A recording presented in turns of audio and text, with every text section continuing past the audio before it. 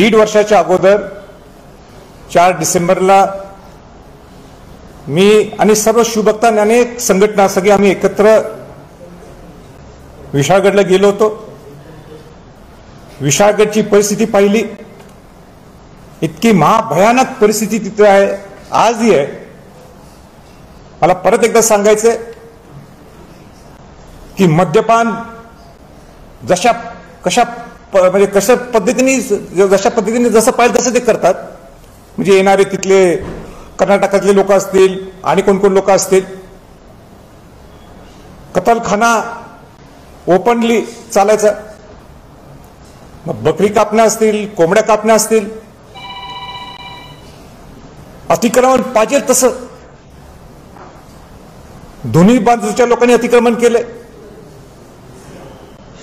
सरकारने अतिक्रमण केले. त्याच्यात माझा प्रश्न सुद्धा सरकारला आहे, प्रशासनाला माझा प्रश्न आहे.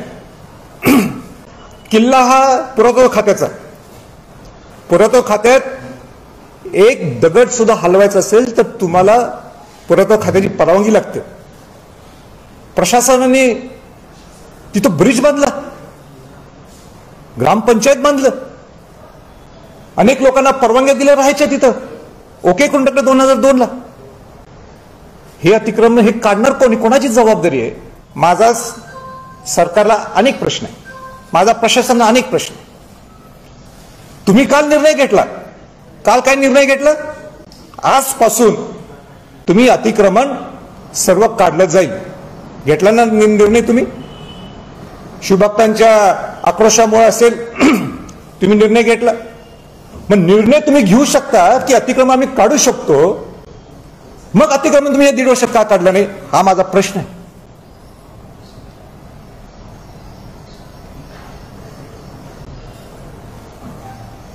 मला पुरोगामित्व शिकवतो एक माणूस,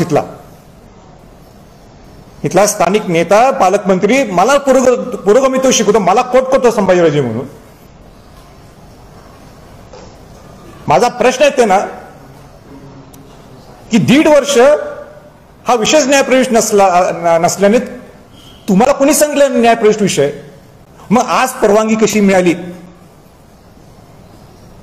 म्हणजे जिल्हाधिकाऱ्यांना वाटलं म्हणून तिने घेऊन टाकले का? बेजबाबदारपणाने पालकमंत्र्यांनी बोलून चालत आणि मला कोट करून, आणि तुम्ही पुरोगामित्व म्हणता. शाहू महाराजांचं पुरोगामित्व मला शिकू नये. मी त्यांच्या घराण्यात माझा जन्म झालाय. भीमा कोरेगावचं ज्यावेळी संकट निर्माण झालं होतं, मी बोलणार आहे पार्लमेंटमध्ये. मी पार्लमेंटमध्ये, संसदमध्ये बोललो. शरद पवार साहेबांनी मी बोलले. रायगड किल्ल्याचं आहे, तुम्ही किती कटकोट किल्ल्याला पैसे दिले तो? त्यावेळी तुम्हाला 1.5 वर्ष पालकमंत्री तो तुम्ही असताना तुम्हाला किंबहुना आणि इथल्या नेत्यांना दिसलं नाही ते का?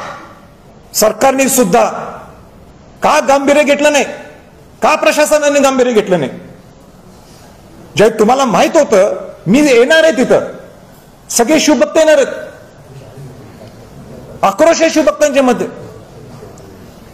का तुम्ही यंत्रणा लावली नाही? आक्रोश दाखवणार आहे शिवभक्त, कारण का त्यांची जेन्युअनली तो अडचणीत आहे. अडचणीत आहे म्हणण्याविषयी बघायला लागले ना काय चाललंय आता विशाळगडवर. अहो, ज्या विशाळगडनी शिवाजी महाराजांना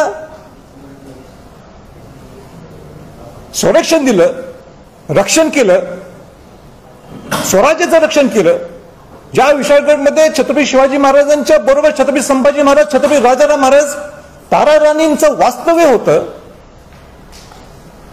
अनेक राजधानीमध्ये विशाळगड ही एक राजधानी आहे मराठ्यांची.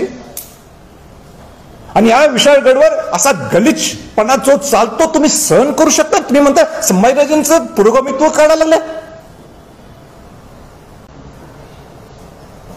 अहो, तुम्ही स्वतः तुमचं पुरोगामित्व काय, तुम्ही स्वतः चिंतन करा. कुठनं पैसे इकडे तिकडे गडबड केले तरी जाताना दुसऱ्या महायुतीमध्ये जर गुन्हा नोंद केला असेल तर मी निघालो होता शाहूवाडी पोलीस स्टेशनला. निघालो आता, इथूनच निघतो शाहूवाडी पोलीस स्टेशनला. पण मी जातो आणि गुन्हा, मी तर काल बोललोयच मी.